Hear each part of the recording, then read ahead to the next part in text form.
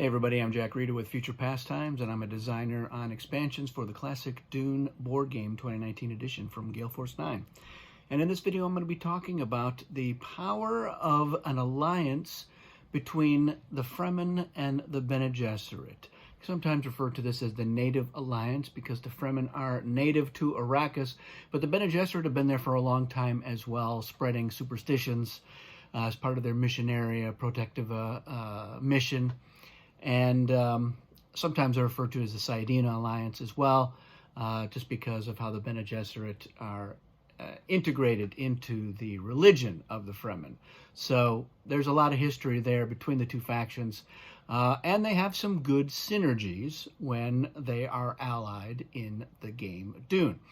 And that is a couple of different things. So first of all, anytime a faction that only has a free revival of one is allied to the Fremen, they're going to have their free revival elevated to 3, which is pretty good.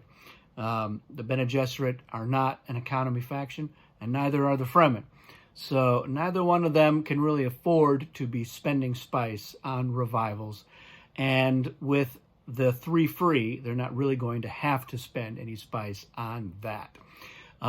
The other real strength of this is, of course, being able to leverage the voice. That is one of the most powerful advantages in the game.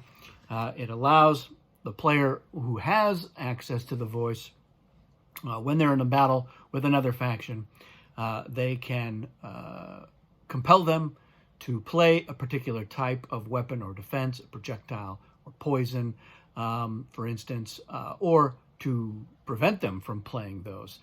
They can also force them to play a cheap hero. And so as you start to get knowledge about the sorts of things that players have, that becomes even more powerful. But a lot of it is just what cards do you have. So once the Fremen have been able to get a hold of a weapon or defense, or preferably both, they become very formidable, especially in Advanced. So in Advanced, the Fremen have the ability to not need to use spice to count their forces at full strength. In addition, they've got their 3 Fedaykin warriors that count double. So one of the things that really is highlighted by this alliance is the ability of both factions to go after spice on spice blows. And that is going to be really the trick to their income.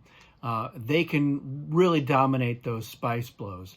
And that is because all of the Bene Gesserit leaders are worth 5.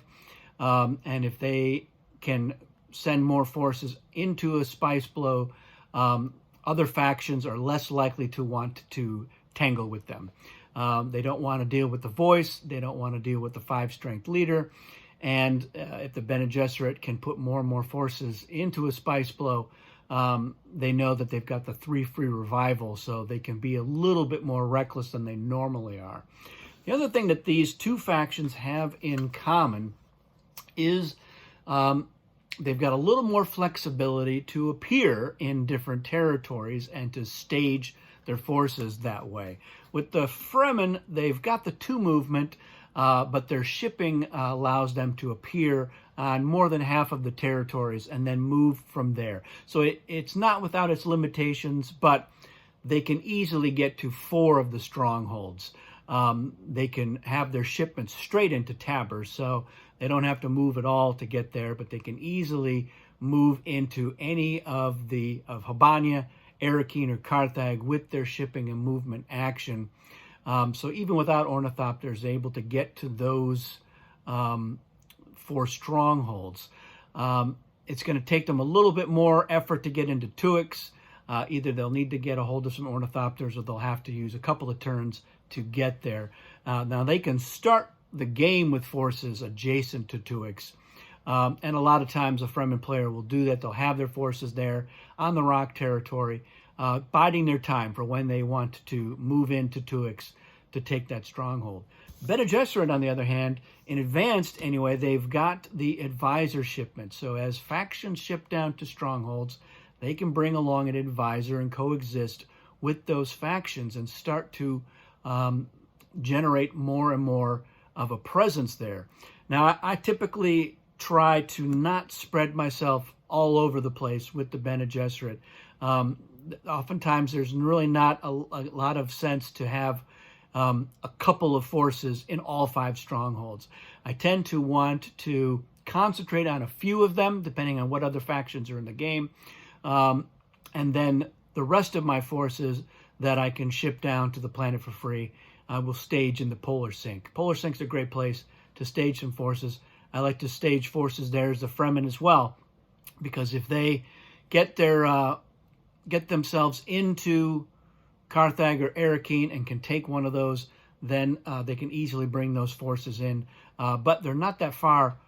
They can get to either of those 2 strongholds from the Polar Sink with their normal movement. So it's really useful. And from there, they're pretty close to a lot of spice blows as well. So it's a good idea to plan for that sort of thing by staging some forces in a safe area. And nowhere is safer than the Polar Sink. It's not affected by the storm. There's no battles there. You don't have to worry about anything. So when you get a combination of the good revival limits, which means you can, the free revival, you can do some more battling to get more spice to then get better cards. This is not a fast alliance. So they're not usually going to say, yeah, we've allied and this is the turn we're going to go for it. Depends on how late in the game the alliance happens. Because again, if the Bene Gesserit have managed to get a number of forces into a few strongholds, they can flip to fighters before the shipping and movement phase and say, we're going to try to take these 2 strongholds. You focus on Tabor and one of the other strongholds, and that's how we win. Especially because we can, the Fremen can typically dial higher than most other factions and not need to worry about the spice. They've got some really good leaders as well. The Bene Gesserit leaders are all pretty good. And then the voice is really clutch to making sure that those battles go your way. You're either going to take advantage of a defense that you have and prevent the other player from using the other basic weapon type, or you're going to guarantee pretty much that you can kill the opposing leader. And that way the dial is much more challenging for those forces. So that's the real strength, I think, of this particular alliance. They should not be underestimated. It's not a classic alliance pairing, so people are like, oh, well, there they go, Fremin and Bene Gesserit again.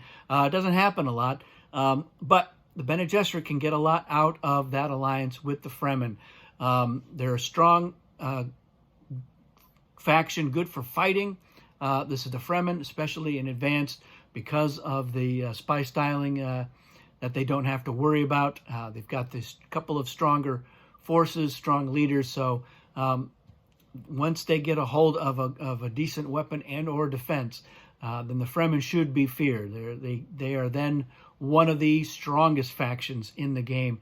And the Bene Gesserit have that natural strength with their leaders and the voice, which makes them really tough to deal with when you're one of the other factions. So that's the strength of this alliance. Let me know what you think of the native alliance and whether it's worked out for you. Any anecdotal evidence that you want to provide about successes or failures that they've had, and reasons why you would consider or have been reluctant to consider being a part of this alliance. Let me know in the comments. That's it for this one. Thanks for watching. We'll see you again soon.